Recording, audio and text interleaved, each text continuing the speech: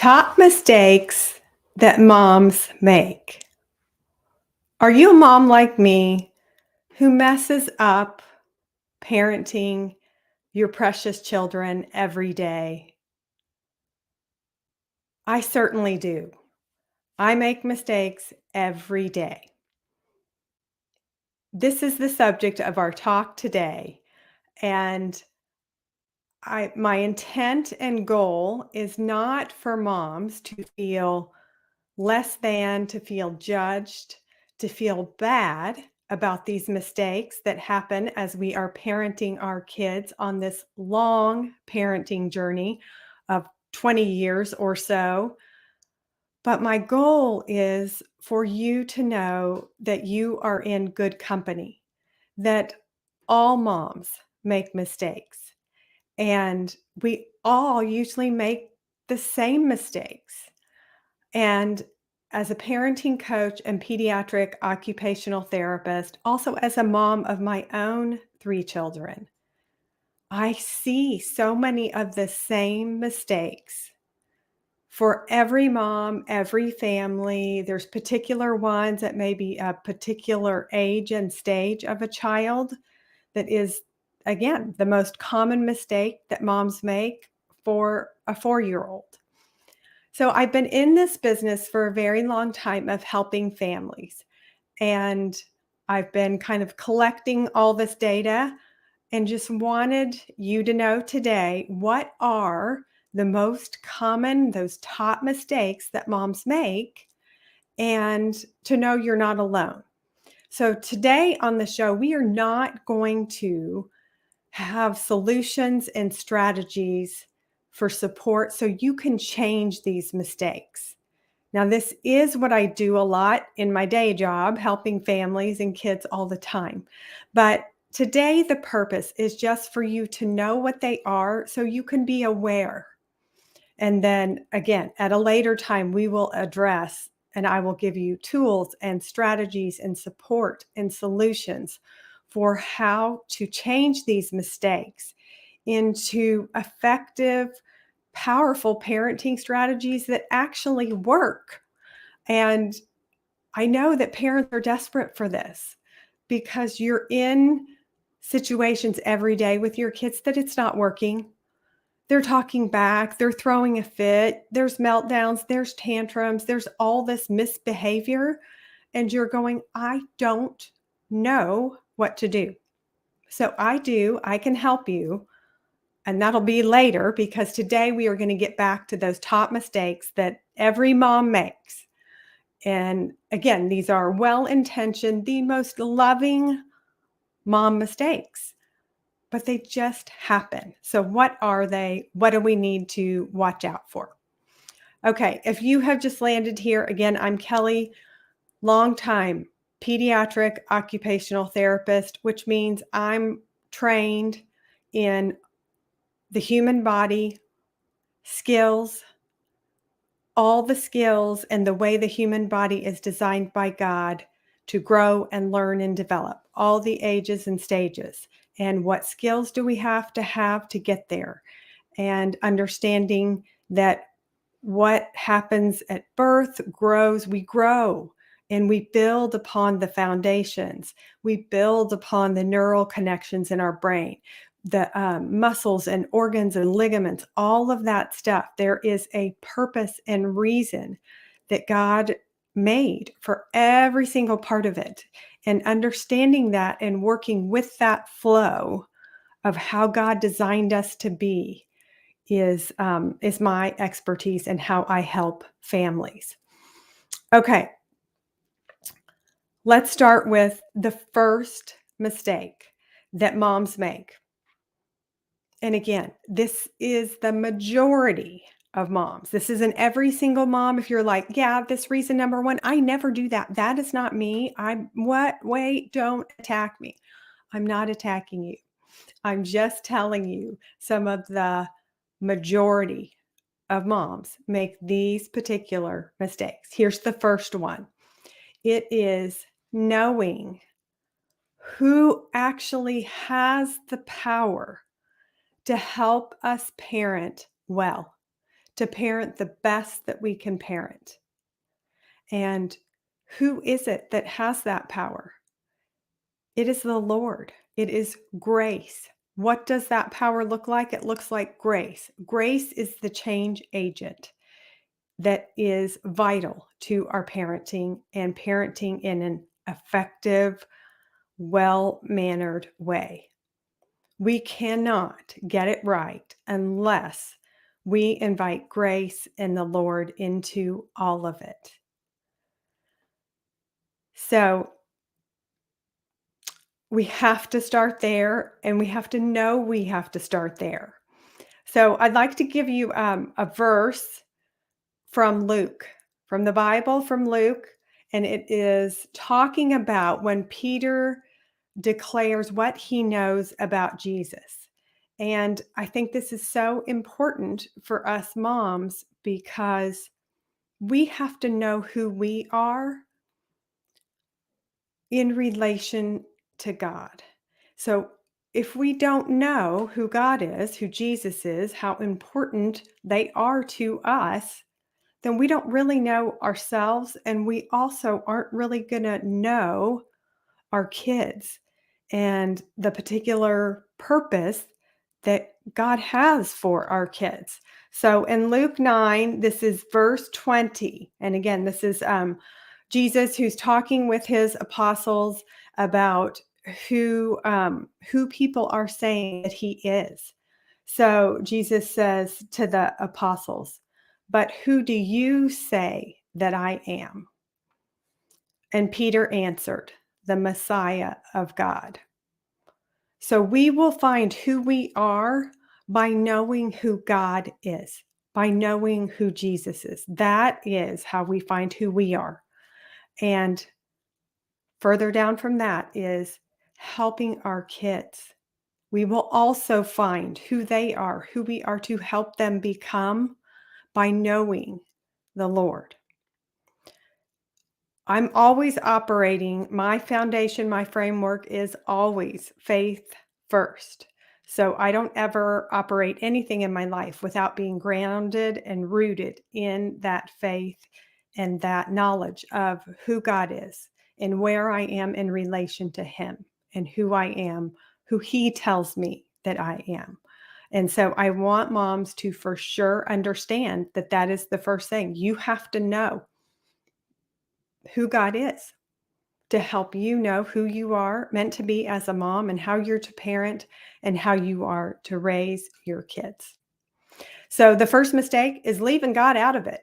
And I need all the power, all the help, all the grace. I need all of it from the Lord because I cannot do it well. I know I am a fallen human who messes up every day, even my most well-intentioned day. When I wake up and I'm thinking, I am not going to do that one particular thing that I do with this particular kid that has not worked for the last 7 years. It always causes tension. It always causes trouble. It always triggers something in them, something in me. I'm not going to do it today.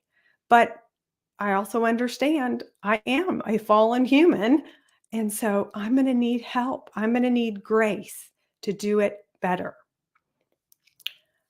That's mistake number one. Okay. Mistake number two is mindset. That a mom's mindset will fix everything. Now, mindset is very important. And as a mom, my mindset is a critical piece in all of it. But the mistake is that moms think that their mindset can fix all of it, and it can't. With our children, particularly our young kids, it is not just the mom's mindset. It is absolutely a part of the child's body. So, another reason that I am different from other parenting professionals is in my occupational therapy background.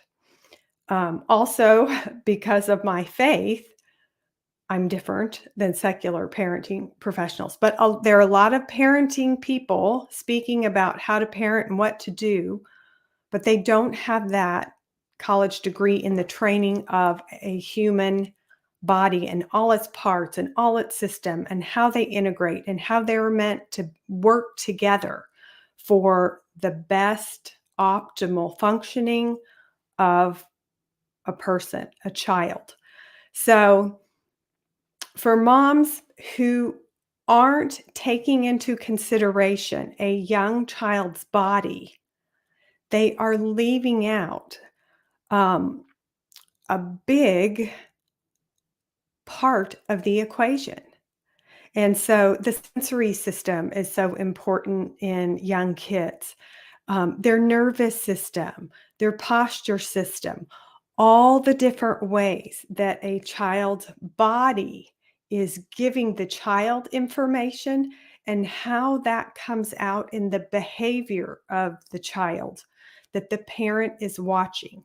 So, a lot of times, it looks like a full blown fit on the floor at the entrance of Target.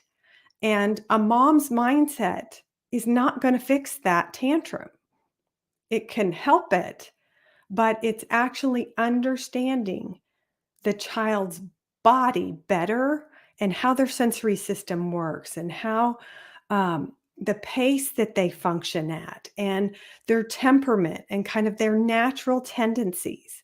But a child's body gives us so many clues, especially in these young ages. And again, as God created children, humans, how they grow by the ages and the stages, that birth to 6, so much stuff is happening in the body. Now, for the mom who is older, her body's already fully developed. So she's in her mind using mindset to help get the behavior she wants from her kids. But what I need moms to understand is that your kids aren't in their mind yet because their minds aren't fully formed. And before 4 years old, they really can't be completely logical, practical, and have reasoning like an adult does. So they are not a smaller version of you who should be able to get the right thought and have that influence their emotions and their actions and results from it. They have big alarm bells going off in their body, and so that causes their behavior. So when moms can understand, okay, my mindset needs to be good. I need to have thoughts that are going to help me, but also I need to take into consideration my child's body. What in the world is going on with this body? And, we know when we were growing up, like the teenage years, when there's hormones and all these different, again, bodily things that are happening, the chemicals, the neural pathways, the systems that have to grow and develop and function well. We have to take into account that body. And so many people leave the body behind.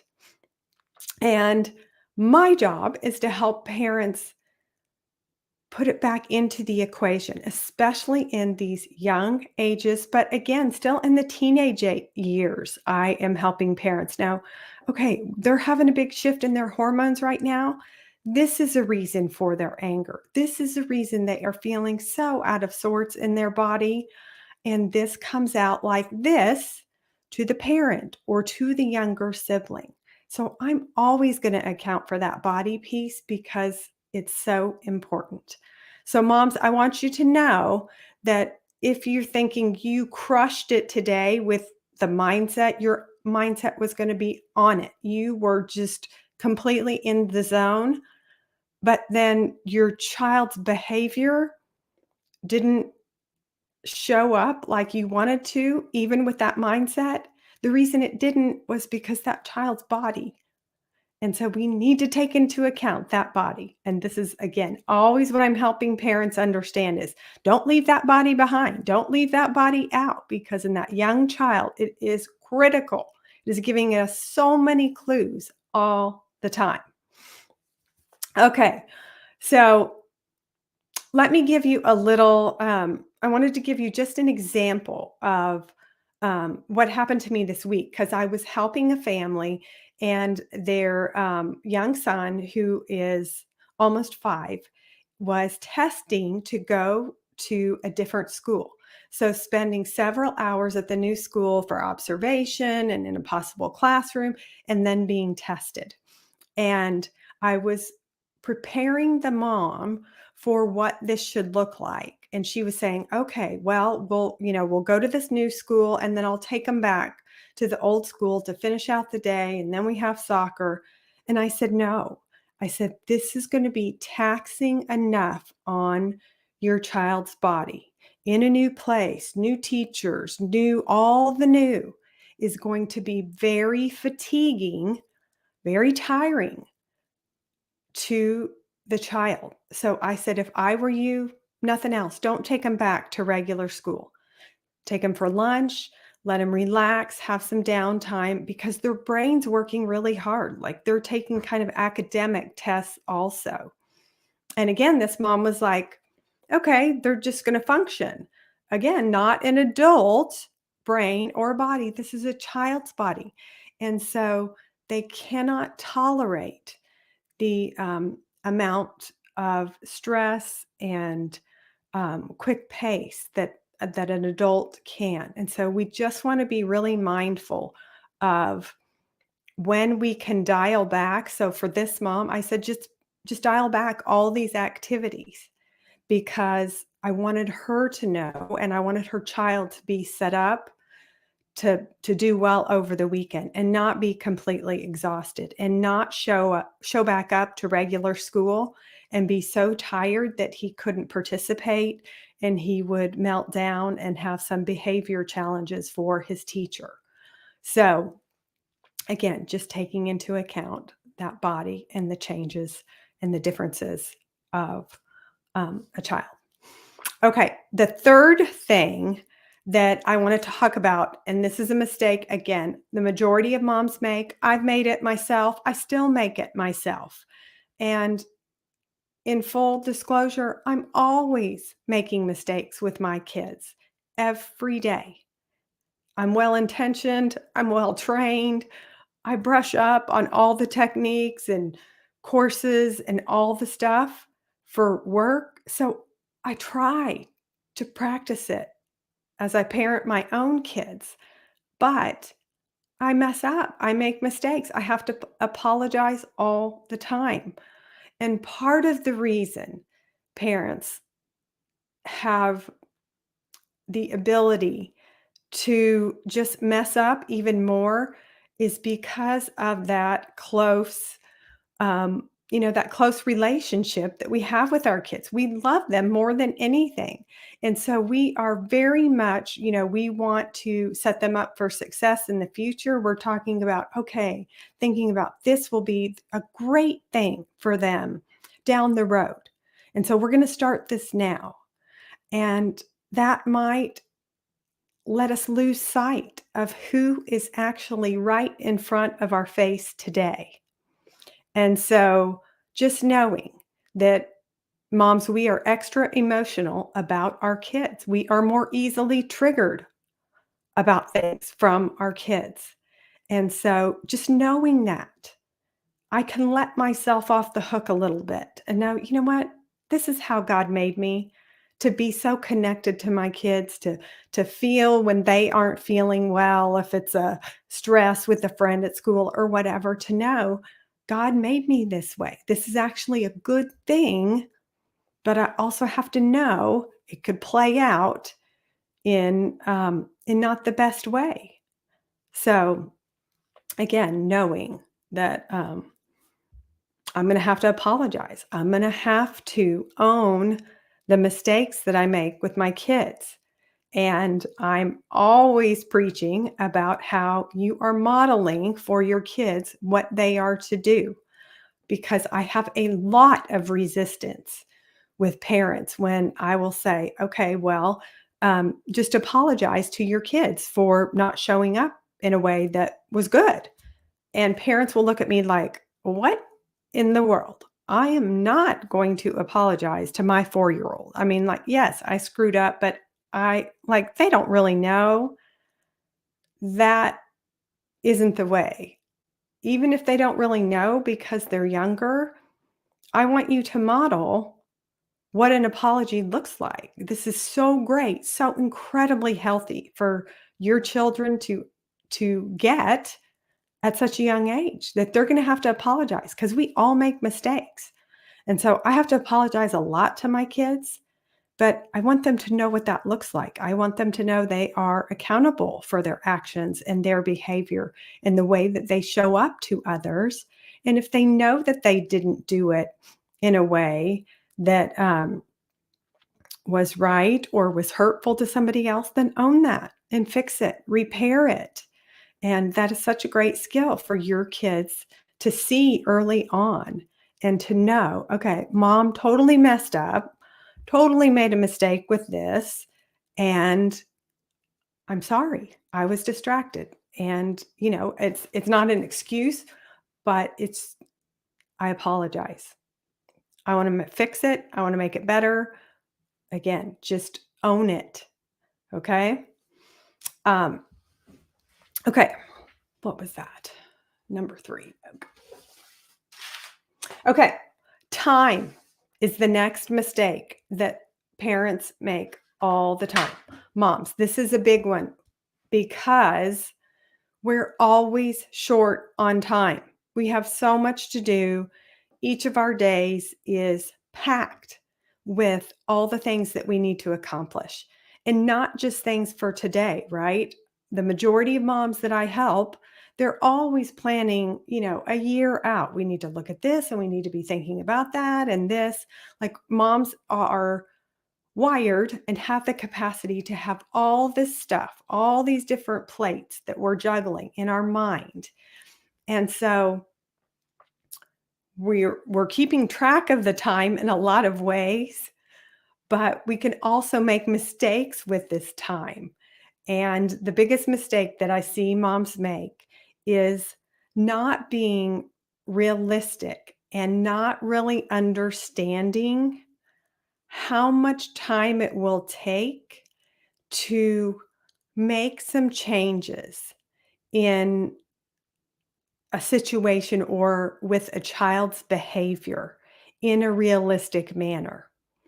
And so a lot of times parents will get so discouraged because I will help them put something in place to make a change in that behavior, but they want it to happen overnight. And I have to remind them that a lot of these reactive routines or these patterns that have been established that are not productive, that cause problems, that cause tension and resistance and power struggles and all kinds of things, that these patterns, they took a long time to establish. And so it could be months, it could be a couple years of doing bedtime in a manner that really works for nobody. In fact, the wheels are off the bus. All the kids have been going to bed at 11 or 11:30, and a couple of them fall into bed together. And so when a mom decides, okay, it's 2023, it's the beginning of a new year, we are going to put some structure in place, and this is going to happen, and that's going to happen, and this is going to happen. And oh, by the way, she wants it to happen pretty much in 1 to 4 days.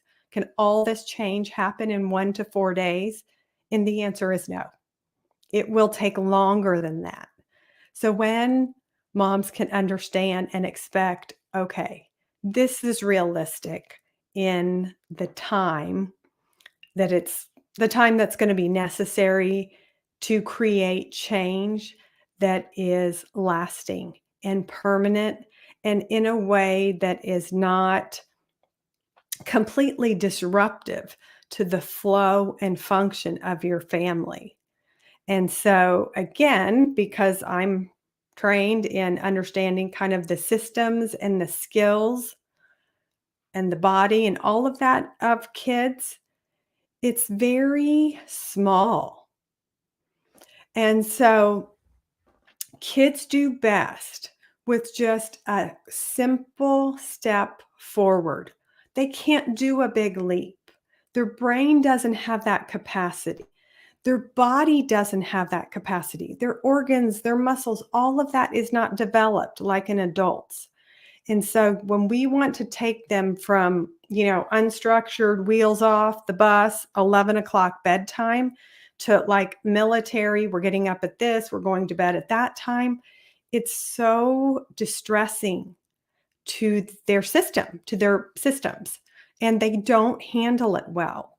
So that can cause just that much more stress to the mom who's like, oh my goodness, I've been trying for a week to get all these changes in place and none of it's working.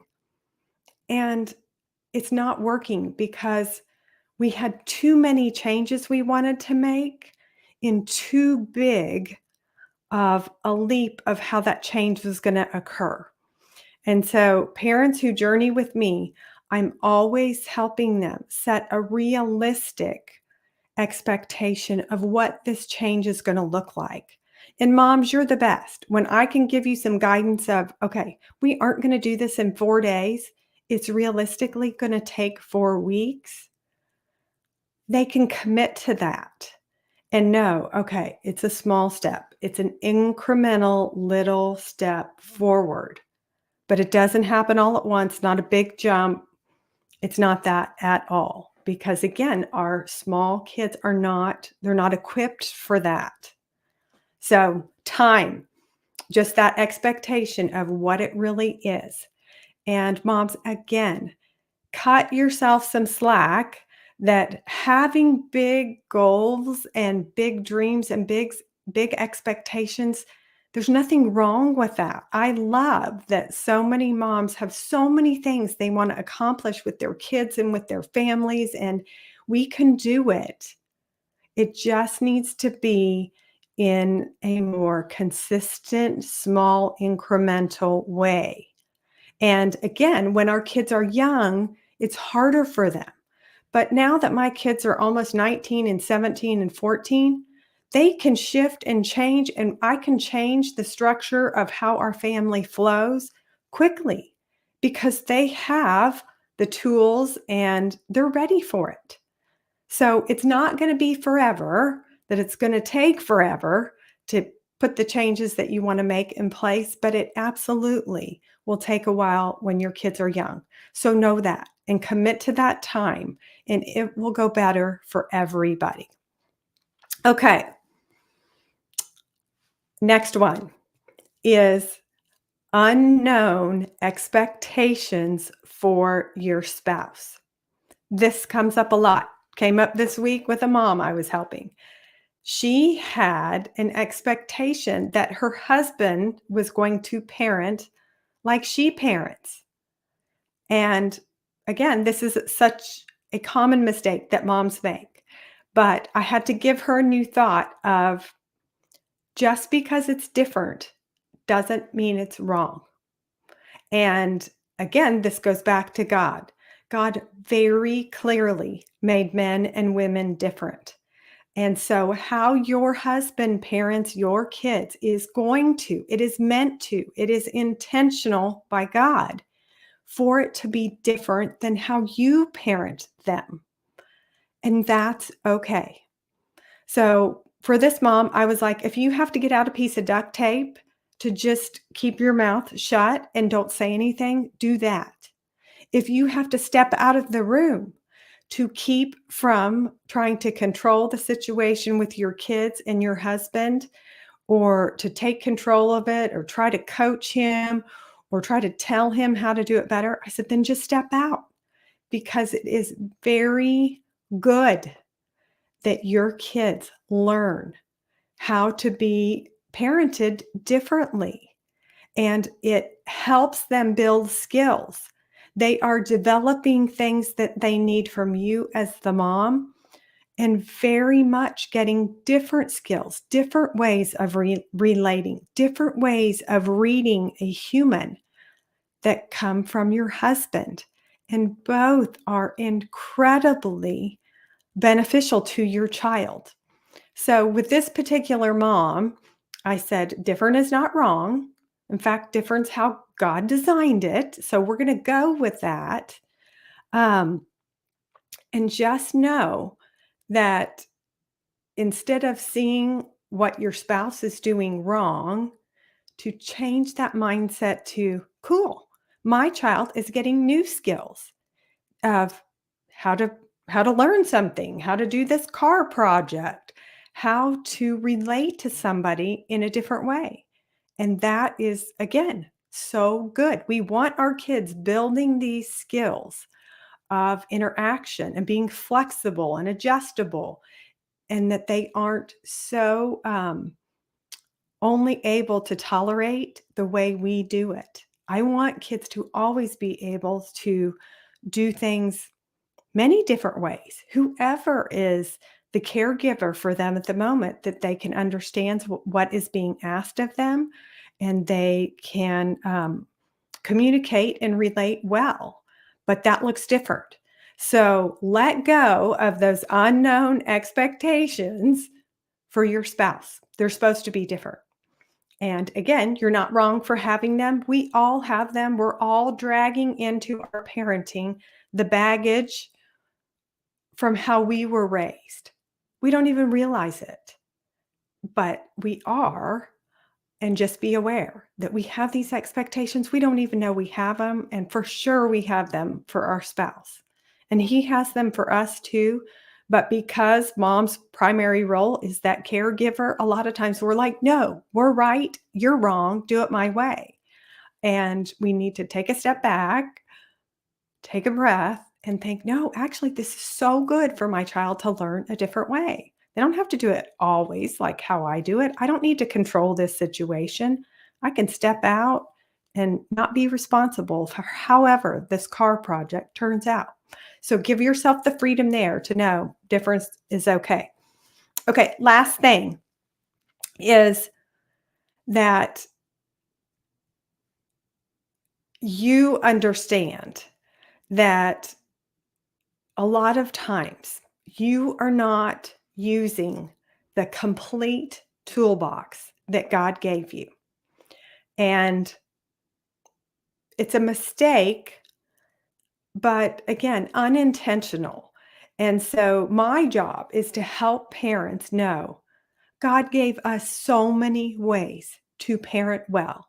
And a lot of times we aren't using all the tools that we have been given. Tools like nature and being outside. I'm a big nature lover. I am a big proponent of um, all the elements helping the human body and mind in so many ways. So I often say that the human person is such a sophisticated system. And I am convinced that everything that we need, God has already provided. And so we have the ability to heal ourselves. We have the ability to use things in nature to medicate ourselves, to help the chemicals in our brain. Like there are so many ways, so many things that we can use that are free. Circadian rhythms, the sunrise and the sunset. Did you know that this is one of my favorites? That God puts that gorgeous sunrise. Do you know that when we go outside and put our eyeballs to that sunrise, we are taking in things inside our eyes that cause melatonin to be and enabled to be used later for bedtime. So when we get up in the morning and get outside and look at that gorgeous sunrise, it is helping us for later when we're going to fall asleep. And then when we go look at that sunset, and I mean, the pictures God creates every morning and every night blows my mind. And so I love to be outside at sunrise and sunset, always, every day. It's my favorite. Um, because it's the way God intentionally draws us to this incredible sky of pinks and blues and purples. And when the sun sets, but that also triggers chemicals and things to happen in our body that prepare us for sleep so we can have better sleep that night. So it's things like this that I help parents understand so that you can have all the things in your toolbox of parenting working for you. So I'm always helping parents parent easier, less work, less hassle, less struggle, less challenge. I want you to do simple things like go outside and play. The sun's about to set. Go get whatever the chemical reaction stuff that's going to happen in your body naturally that God made to happen. Go get that. So you're going to fall asleep easier. And I don't have to read, you know, Good Night Moon 17 times like I've been doing for the last 3 months or whatever it is. But there are so many ways that God gives us different tools, and it's using them in the right way, in the right place. And I want parents to know again, this is simple stuff.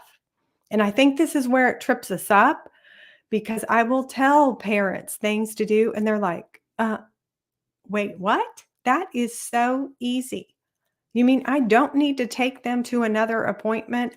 I don't need to spend a ton of time or expense or um, time reading this big manual on parenting? I'm like, no, you just need to go for a walk after dinner. And your children's sensory systems, they'll get noises, they'll get wind, they'll get touch. They will get stimulated in all kinds of different ways, exactly whatever their specific sensory system needs that will help them be more calm and wind down for bedtime. So it's not hard, but parents just need to, again, understand some of these tools, which that's my job to help you, and I'm here to help you. So that's that last mistake is just not knowing God gave us a toolbox and it's full. And what else do I need to use that is different that I haven't used before that would make my job easier? Okay. Common mistakes every mom makes. Do not feel bad.